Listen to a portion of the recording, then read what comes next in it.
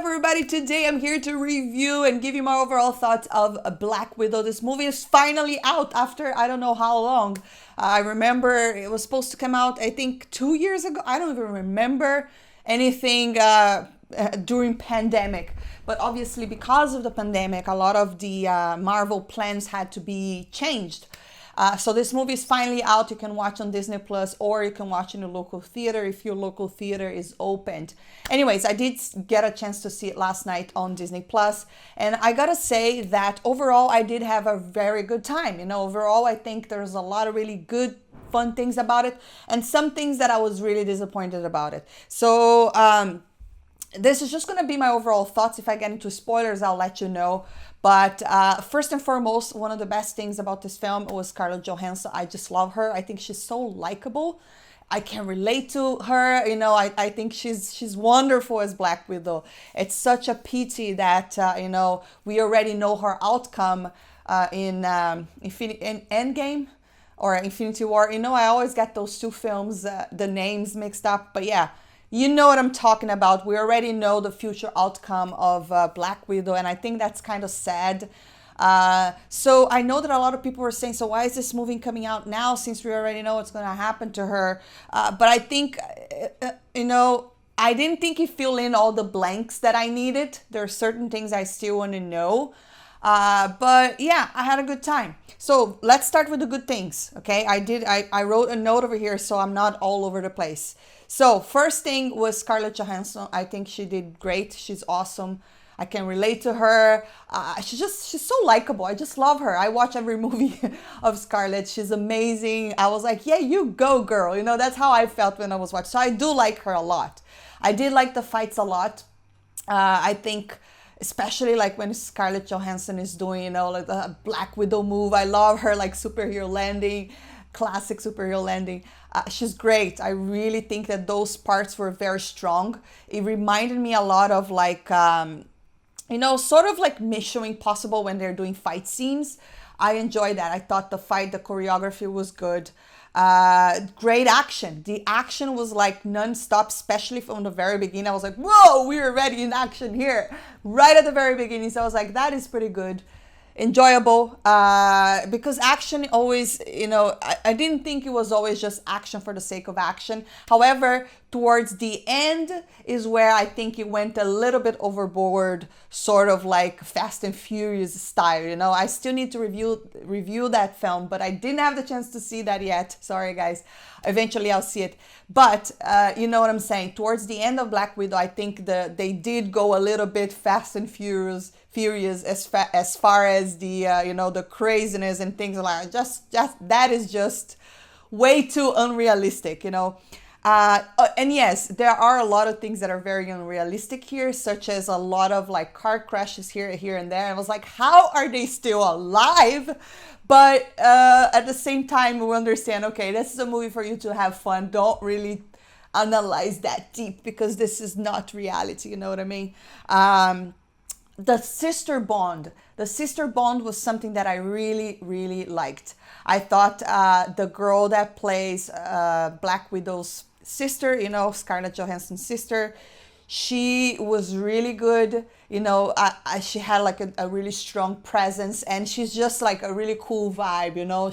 She's very chill. She doesn't overact in the strangest things. She would just be really cool about it. And her bond, that kind of like family relationship, I really bought that. I liked it a lot. I was like, a lot of parts really, I got the fuse, if you know what I mean. I also liked the dysfunctional family dynamic. If you saw the trailer, so I don't really need to give you guys spoilers here. But if you saw the trailer, you see that you kind of see her background, Black Widow's background and her family, and they are a little bit dysfunctional. You could totally say that if you watch the film. And I thought that dynamic was hilarious to watch, definitely entertaining. And I definitely understand why she believes she has no family, So that was something that was really good. And the other part of this film that I really enjoyed, I liked David Harbour. I thought that he was extremely entertaining as well as this Russian dude.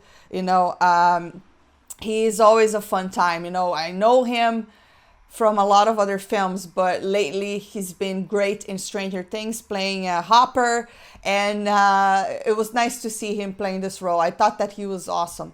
Now let's get into the parts that I didn't like so much, because I don't think this was kind of that kind of film that it's just pure entertainment. You know, you don't really need to think deep or analyze. But let's get into the things that I didn't like. Okay, so the villain, I thought he was a little bit cartoonish. I was not impressed. And I like villains that they are complex enough that you're like, oh my God, you don't know if you root for him or not. But this villain, to me, he was straight out evil, and it's just, I don't know. I just thought it was a little bit cartoonish. It could have been done better. Not the acting. The acting was good. It was mostly the writing, you know. CGI. I think towards the end it was kind of the worst Marvel CGI I've seen, and I was very disappointed. It was clearly on a green screen, you know, and there's nothing wrong with green screen. Green screen. Oh my God, I can't speak today. But anyways, what I'm trying to say is that Disney has a lot of money, especially Marvel, so there's no excuse for them to deliver that sort of CGI. So I was very like that, like you could tell they were in a green screen, and that's just not good. I was a bit shocked, especially because it's not like they didn't have enough time to do the visual effects, or they just didn't want to spend. Of course, each money has its own budget, so they perhaps didn't want to spend too much, or I don't know, maybe the crew, the crew that did the visual effects weren't that great. I was just not that impressed. I'm saying that I can't speak today, but let's continue. All right. Another thing that I was a bit disappointed that certain things were very predictable. You know, I don't know if it's because I studied film and it's in my area, and I just, of course, a lot of things I can predict like this, but I thought this one was oh my God, I already know what's gonna happen. You know what I mean? And I feel like that takes the fun out of the movie a little bit if you already know what's gonna happen. You know. I didn't think this film connected to the other Marvel films. You know how Marvel is really good at leaving that trail. But this one, for instance, they talk a lot about. Remember, in one of I need to do a marathon and watch the Marvel games. But there's a movie where they're always talking about Budapest and what happened in Budapest and blah blah blah blah blah. And I thought here we were gonna have all the explanation, and we do understand why why Scarlett feels guilty, but I just don't think that was enough. And I also thought that the Hawkeye, you know, was going to be involved. Is it his name, the Hawkeye? I always get their names wrong, but you know the guy. Yeah, it's Hawk, the guy with the arrows that is friends with her, and they're the ones that go get the soul stone, you know, and they're, you know what I'm talking about. So I thought he was going to be here somehow, because I don't know, maybe I'm missing something, but I thought the story involved him somehow, because he knew or maybe not, maybe he just knew what happened to her. So that part I was a little bit confused.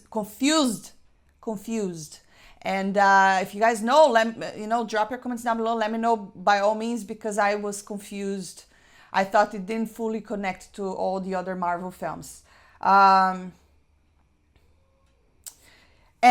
Basically, that's it. And I just wrote here on the end of my notes that I don't understand why she killed herself in Endgame, because I don't think this wasn't enough. What happened in this film isn't enough to make her feel that bad about herself. You know what I mean? She did something really bad, but she regretted, and she definitely was a different person, you know, once she was with the Avengers.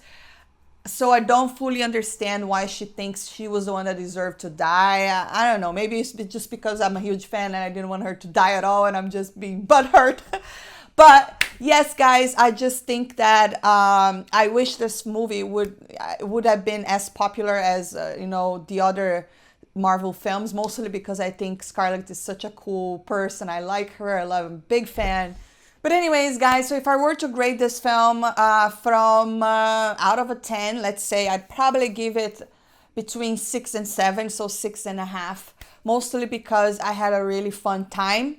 There's a lot of really good things about it, but there's also a lot could have done so much better, especially because she deserved it. The writing wasn't the greatest, especially when it comes to the villain. Like I said, he was very cartoonish. A lot of stuff were very predictable. They could have done much better because Scarlett, she definitely can deliver.